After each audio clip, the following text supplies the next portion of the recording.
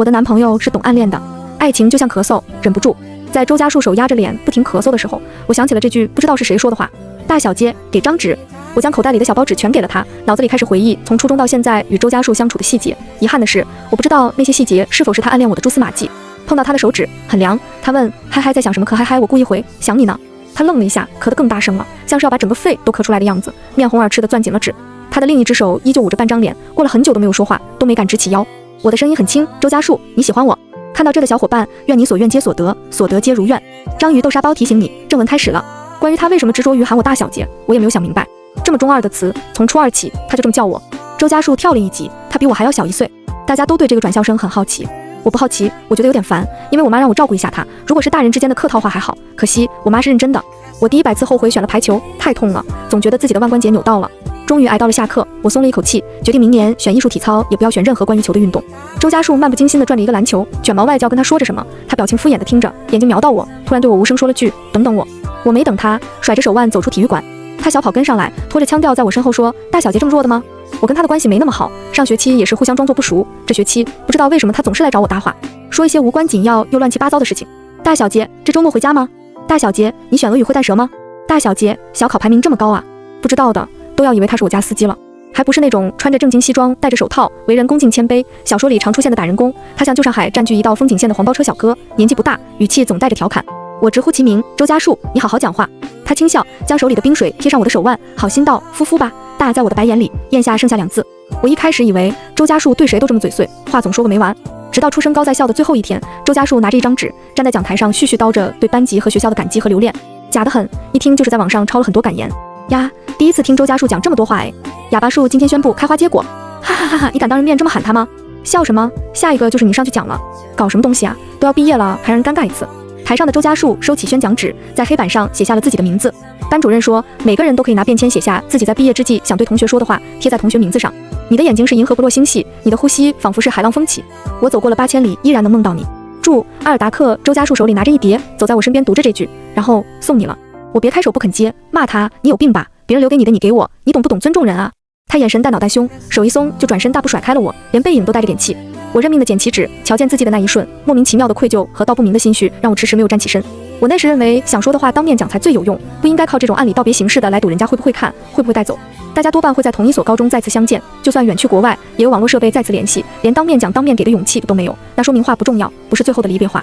当然，这是我当年耍哭装13的一己之见。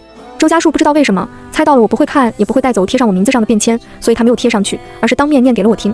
结果我骂他有病，代价就是直到高3结束，关系才有所缓和。他似是消了心思，不再对我抱有懵懂的好感。由于一个暑假我都看不完一部《战争与和平》，400多分钟真的是太长了。像周家树说的那样，我没有语言天赋，我放弃了小语种高考的打算，老老实实选英语。又由于是走班制，到了英语课就会去隔壁周家树所在的教室。我喜欢这个扮相时髦，一天一套好看的裙子，说话风趣。课前5分钟会放一些英文小短片，总是会逗得我们哈哈笑的年轻老师。奇怪的是，我注意到了周家树不笑，他在断断续续的热闹里沉默，周身都萦绕着点玉气。我也敛了笑，看着他不再朝气蓬勃的样子发怔。可能我伤了他的少年心，使他的自尊心受到重创，他也根本没给我道歉的机会。发出去的消息石沉大海，投过去的视线被避开，遇到了也是看也不看我的匆匆掠过，留给我的不再是莫名其妙的搭话和毫不吝啬的笑容。整个学期的英语课我都选坐在离他最远的位置，久而久之我也就忘了心里微妙的尴尬，不再去在意他的心情。到了寒假，我才知道他沉默的原因。我妈跟周阿姨约在了采摘园谈心，我拖着个小篮子跟在他们后面。孩子归我，他净身出户。他早就签了不知多少出去挂在他爸妈名下。家树也是想跟我的，跟着他爸有什么好？我怕他学到什么不干不净的东西呢。有好女子便利家，何必男儿？我还得感谢他没给家树添个弟弟妹妹。我妈轻咳了一声，回头给我打眼神，家树在那边。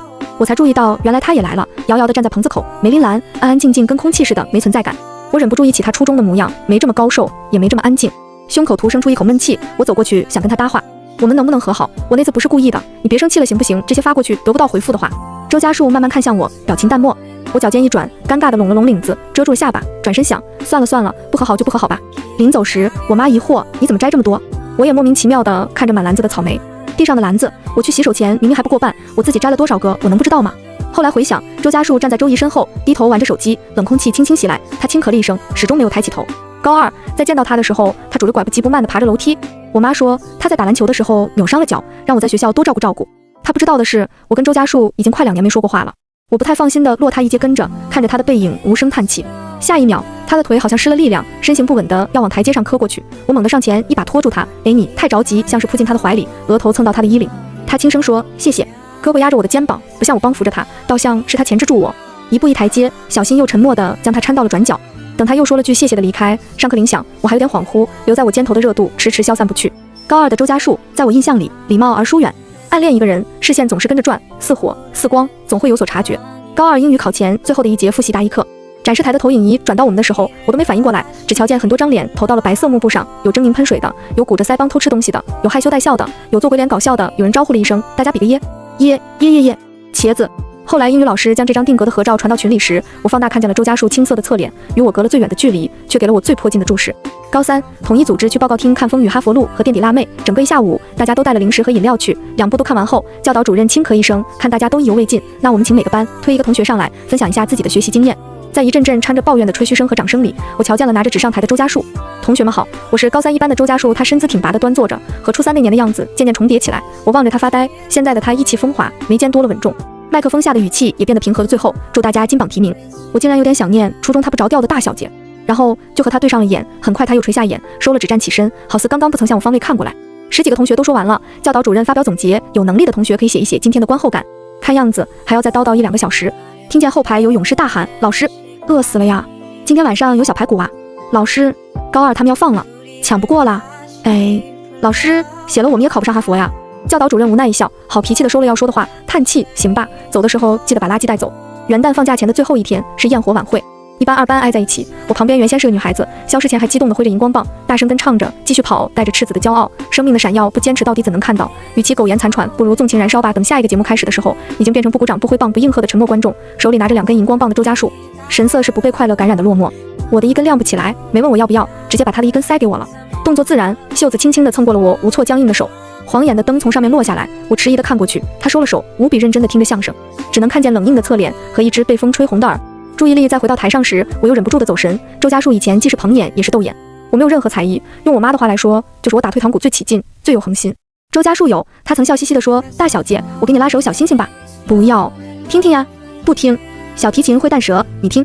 我以为他会上台表演，结果他就坐在我旁边，直到烟花落幕。离开时手里搬着2个椅子。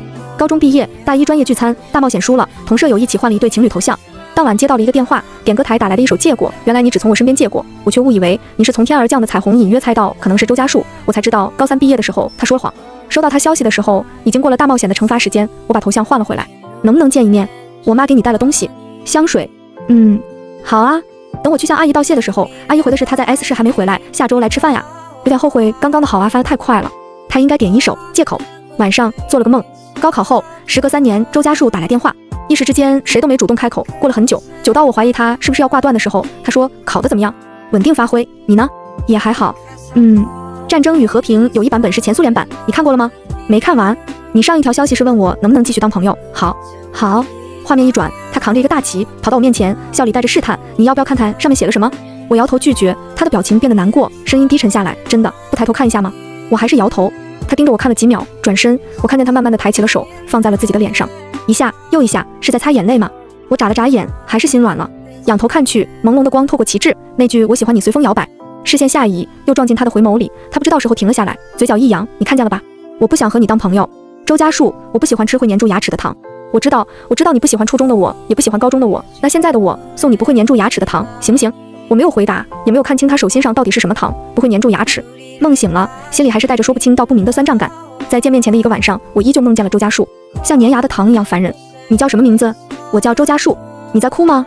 这次没考好，还有下次。站起来走走吧，刚跑完不能坐下。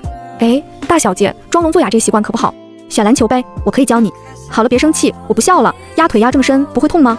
我可没有进体操室啊，刚刚就在外面站了一会。这个带子这么长的吗？不会被绊倒吗？你的膝盖怎么回事？